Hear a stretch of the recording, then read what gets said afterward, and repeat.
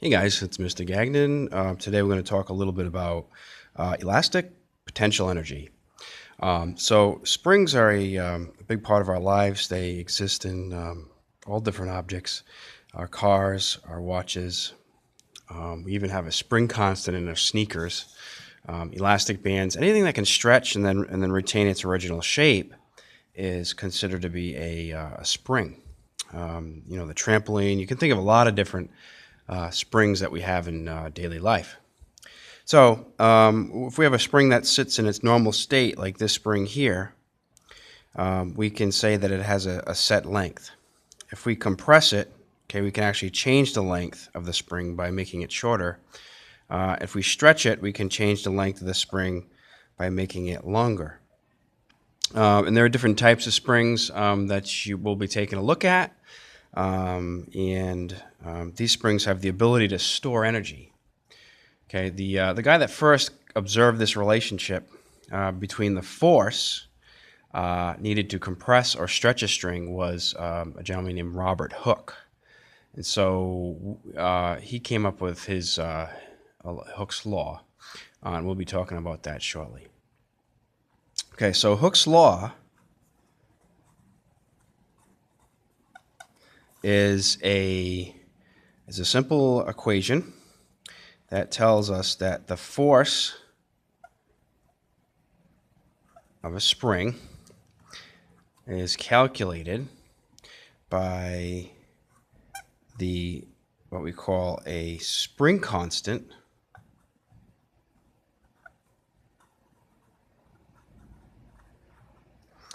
multiplied by the distance that is compressed or stretched, and this unit's in meters. And this spring constant is a constant that is measured in newtons per meter. Okay, just to let you know what the units are.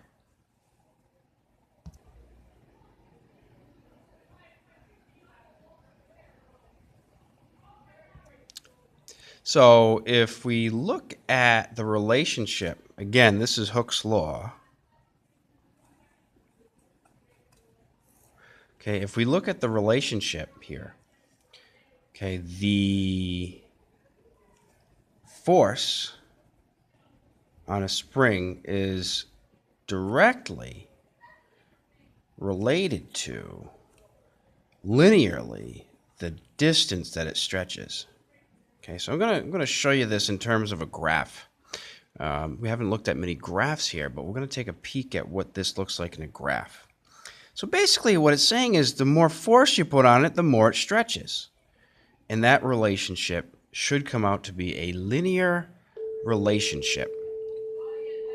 So, now there does come a point where the spring becomes deformed, where you stretch it past its maximum ability to come back to its original shape.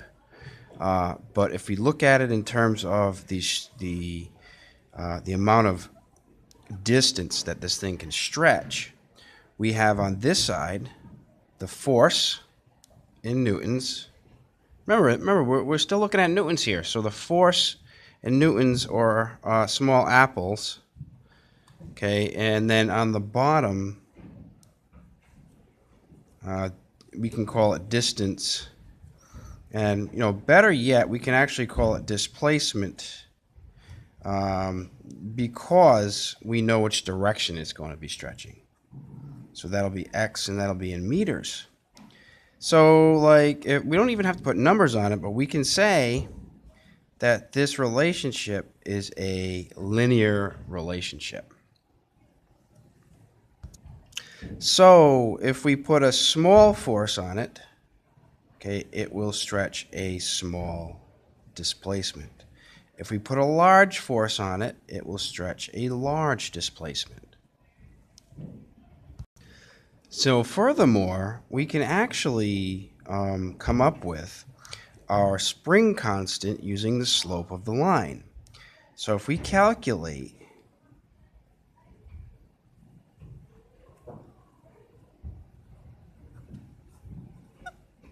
the slope The units for slope are newtons per meter. And from the last bit of information I gave you, the spring constant is measured in newtons per meter.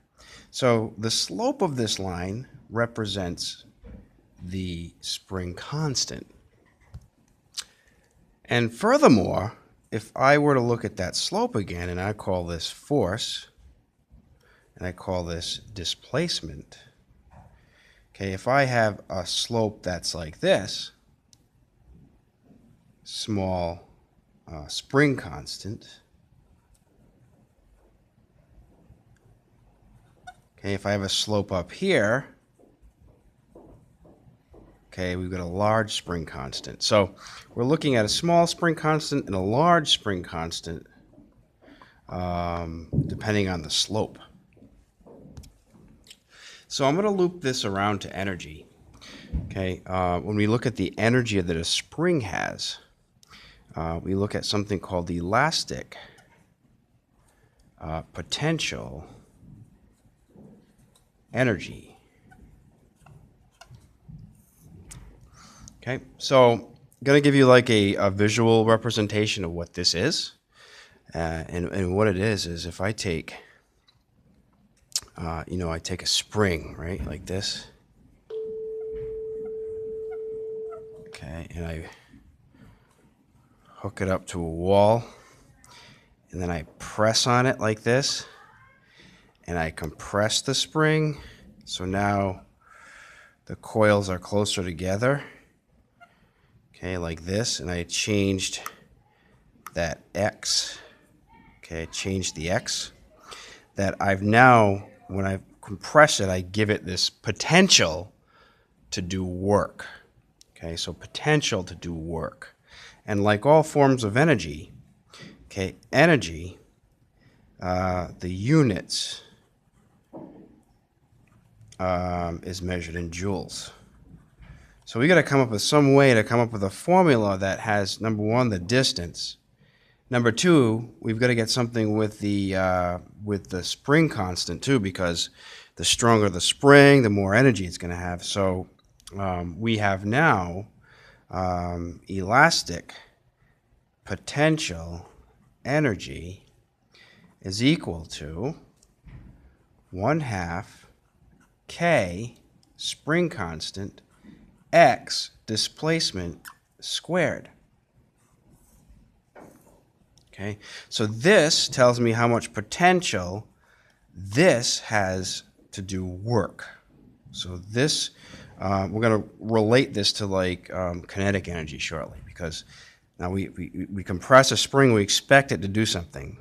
For instance, when I was a kid, I had a little pellet gun that was spring loaded, so I would like bring back the handle on the gun, and it would load the spring, and then I would press a button and it would release it, and it would send a pellet coming out of the end of the rifle.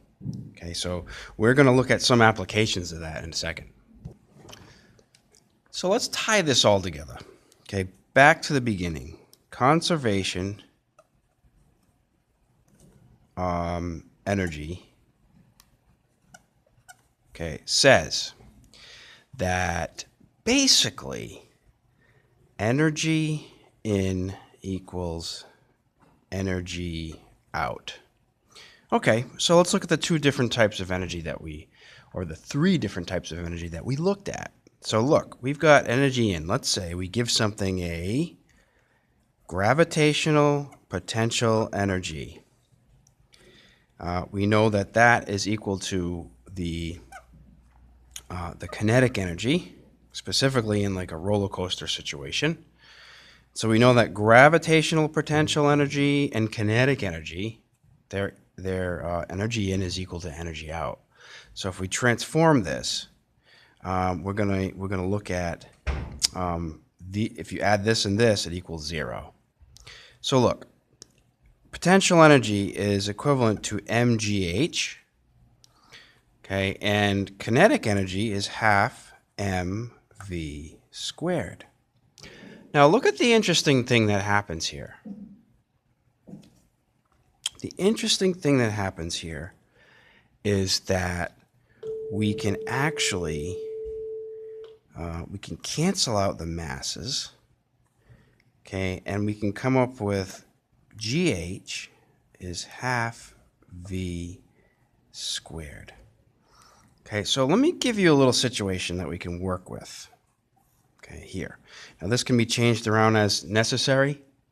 Okay, so here's the example. Let's say we've got a roller coaster here. Okay, and the height, or the h, we call it y or h, equals 80 meters. Okay, let's say, okay, that we want to know at the bottom how fast is this thing going to go at the bottom. So look, I didn't give you the mass. Okay, that's the only thing I gave you is the height. So let's just look at what we can do with this. How fast? All right, so look. Given my formula, knowing that potential energy at the top equals kinetic energy at the bottom, they both equal each other. Okay, at this point in time it equals this at this, and this point in time it equals this, but the energy doesn't go anywhere else.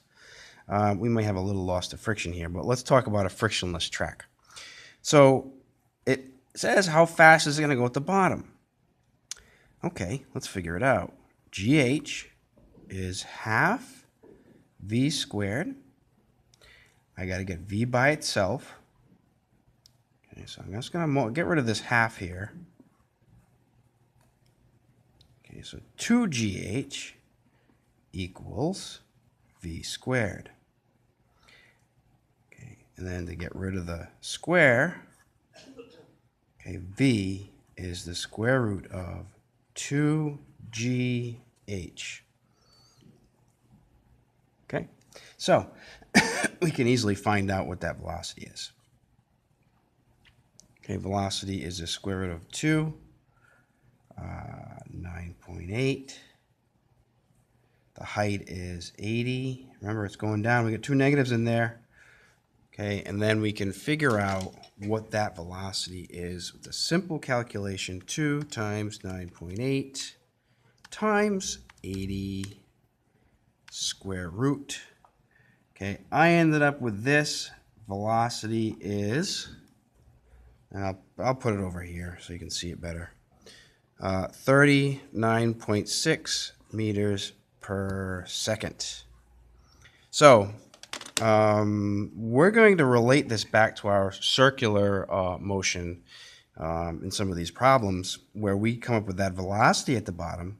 I'm going to ask you to design like a roller coaster in a problem that we're going to find out the height of the roller coaster to make a certain loop. Okay, you'll see where all this ties together. Okay, so this is a typical conservation problem. We're going to handle one more type of springs in a second. So take a peek at this. Okay, so in the notes, it really doesn't go over the perspective between spring energy and gravitational potential and also kinetic energy. So let's relate spring energy. Remember, conservation of energy says that energy in is energy out. Okay, initial energy is final energy. So we can set it up where energy is given through a spring. Let's say half kx squared is equal to half mv squared. Through this equation, okay, I said that this is spring energy, this is kinetic energy. I can relate those two. I can solve problems for this. I can also relate half kx squared to mgh. So I can also relate kinetic, spring energy to the potential energy. And I can set these two equal. Okay, and I can solve a lot of problems like this. Okay, so if we're looking at conservation of energy, doesn't matter what kind of energy we're looking at here. This is all the same. The units are the same. So let me just show you guys one question where we have like the spring related to a velocity. Okay, so let's look at this. Half kx squared is half mv squared. So with this problem, I might ask you to solve for like the velocity of a bullet that is coming out of the end of a spring-powered rifle. All right, let's check it out. Okay, I'm going to give you a couple things. I'll give you the spring constant.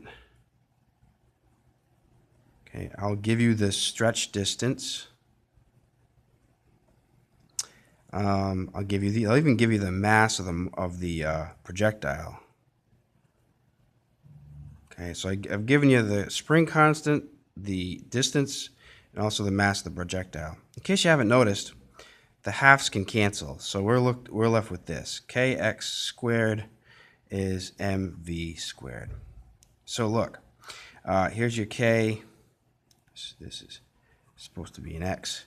Kx squared is mv squared. K was 20.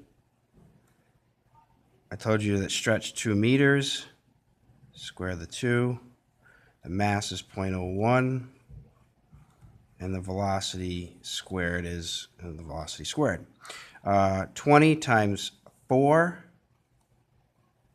80 equals 0.01 v squared. If I take the 80 divided by 0.01, got 8,000 equals v squared. I want to bring it up here because I always tend to not have enough space at the bottom of these boards here. But 8,000 is v squared. V ends up being 89 meters a second. Okay, so what I did was I related the spring energy right here to the energy of motion. So like I can predict how fast that bullet or that projectile will come out of that gun based on its spring constant, the distance I stretch to stretch a spring, and the mass of the thing, which I think is pretty cool. Okay, let's relate this to potential energy here. So let's say I've got this, I'll draw a picture here this time. Okay, let's say I've got a pistol, and I'm shooting a bullet up into the air. Now, and here's the thing is, you can solve this two different ways. You're probably thinking, ooh, I can get kinematics to solve this. And you're absolutely correct. You can. Or you can take an energy perspective. Okay, let's say that inside this gun, I've got a spring. Okay, the spring is, let's say the spring is compressed 0.03 meters. Okay, that's pushed down when I bring the lever back. Let's say the constant, the spring constant is 20 newtons per meter. Okay, let's also give ourselves a mass of this projectile. We'll call it 0.01 kilograms. All right, so let's look at this formula. Okay, 1/2 kx squared is mgh. Okay, I'm looking for the height. How high does this thing shoot up in the air? So I can get that information because I've got this, I've got this, I've got this, and I know what g is. So I can figure all that out using this formula. So 1/2 kx squared, 20 times 0.03 squared equals the mass, 0.01, 9.8, and then the height of, okay, the height is what we're looking for. Okay, so just doing a little bit of math, if you figure out this side,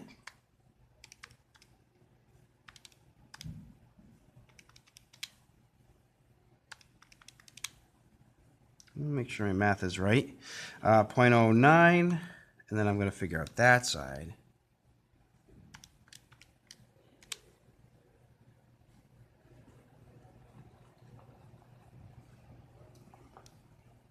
Okay.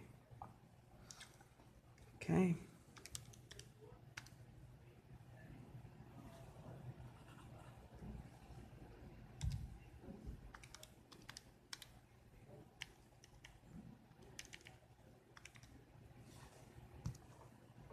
So after solving this, okay, we found that the height, okay, if compressed 3 centimeters at 20 Newton meters, that the height we ended up with is 0.09 meters, or only 9 centimeters.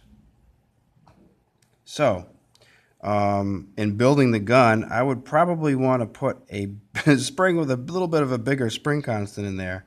I don't want this to only shoot up 9 centimeters. But in any case, that this is the height that would shoot, given this scenario. Okay, so you can so the takeaway point here is that you can use the conservation laws to find for any of these variables, which I think is pretty cool. Okay, we don't have to use kinematics anymore to do that.